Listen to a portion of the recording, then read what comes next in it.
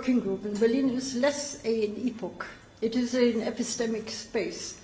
And it's not determined by any military victories or defeats or by dynasty changes in dynasty, but it is determined by textual strategies. And we can observe, and I think this is valid, in rabbinic literature, in early ecclesiastic literature, and in the Quran, very similar strategies to deal with heritage texts. I mean, heritage texts, in this case, to deal with a biblical given. They are very similar methods, and we determine, or we understand late antiquity as this epistemic space. This needs, of course, to be explained in detail, but I didn't find the space for that. So, by the way, we have presently historians who insist on late antiquity. They're really in love with the political era of, or social, political, cultural era of late antiquity, and they assume that late antiquity was expanded until the end of the first millennium. You may have read Garth Holden, who has this theory, the first millennium, all of it being late antiquity, and so on.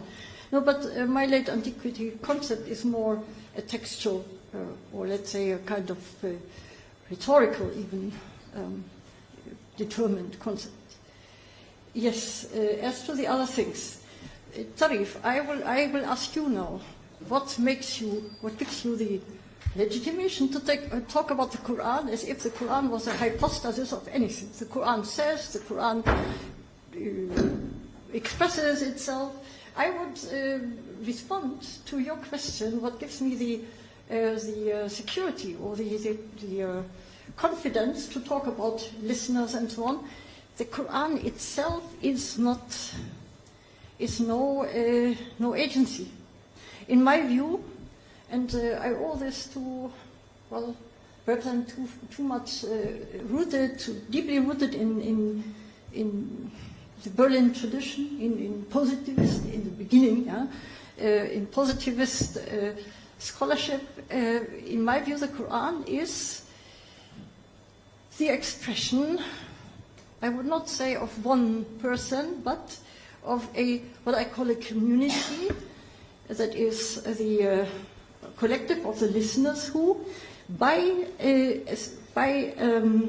accepting the surahs one after the other, and by finding a consensus that this should be transmitted further, the process of transmission of the surahs should go on. This kind of reaffirmation of the surahs, which is the precondition for the entire process. I mean, the process would have stopped once the listeners would no longer have taken interest or would not have accepted the message of the messenger. So I think there is an agency involved, a human agency, which I call the nascent community, the audience, the listeners, and so on. I also think that there is hardly a more convincing or more plausible hypothesis than to assume that the Prophet Muhammad is a historical figure who pronounced these texts in constant interaction with listeners. Of course, we don't know that. But the opposite option is that we assume kind of voidness. Yeah, there is no author, there is no public that we know. So the text becomes, as I said, isolated from its addressees, and it is a text that addresses a plural audience. If we cut it off from these addressees, I think we violate its literary character. So I have no difficulty to assume that there was there was a community, or there was an audience that grew into a community, which indeed, if we read the Quran chronologically, diachronically, develops something like an identity. This does not happen in Mecca. It happens in the process of a self-delimitation against the original heirs of the biblical tradition. Of course, there are no proofs to this, but everything else, I think, is less fit to explain the text as it is. So, my listeners, my messenger and community, I would say, need to be postulated.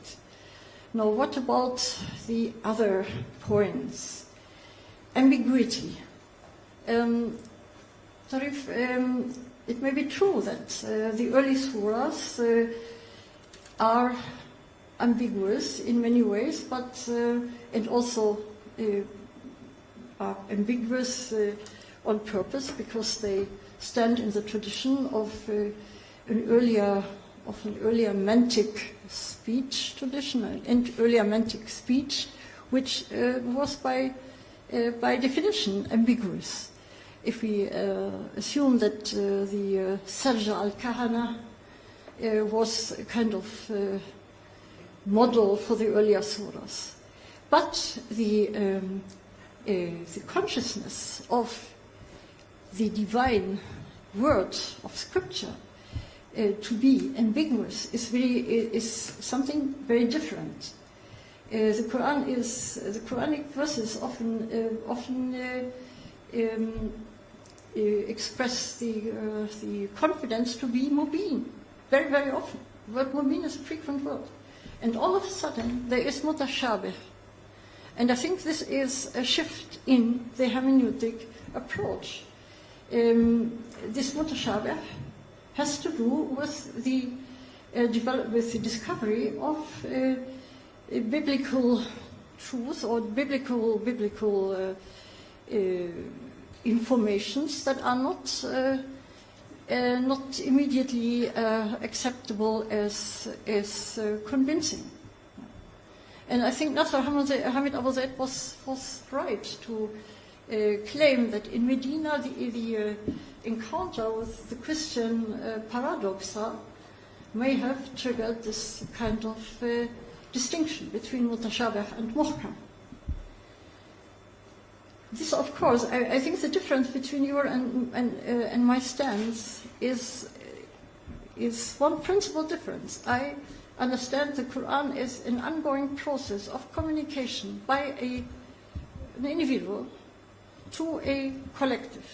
And the collective, it is the collective that changes, that firstly becomes perhaps deeper in their insights, or more numerous in number, even change. There are Jewish listeners joining the community. The changes in the Quran are due to the new challenges by the ever-changing listeners, audience. This is what I assume.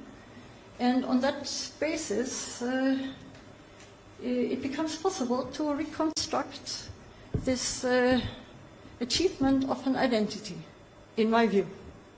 Now, as to the last, perhaps the last point, we know little, that's true, about Arabian values and so on. But some things are always and again discussed in the Quran, that the tribal values of loyalty towards one's clan, and the confidence that one will be sheltered by the clan, and so on and so on. There are quite a number of issues that the Quran tries to refute, and the Quran even quotes from Arabic poetry to refute a persuasion of the Arabian pagans. So I would be confident we can assume that there was such a canon of Arabian values involved. And also, if you look at the scholarship of Christian Robin, who tries to analyze epigraphical material, and who has lately dwelt on the calendar problems, there are quite some facts that we can build on. There's much still open.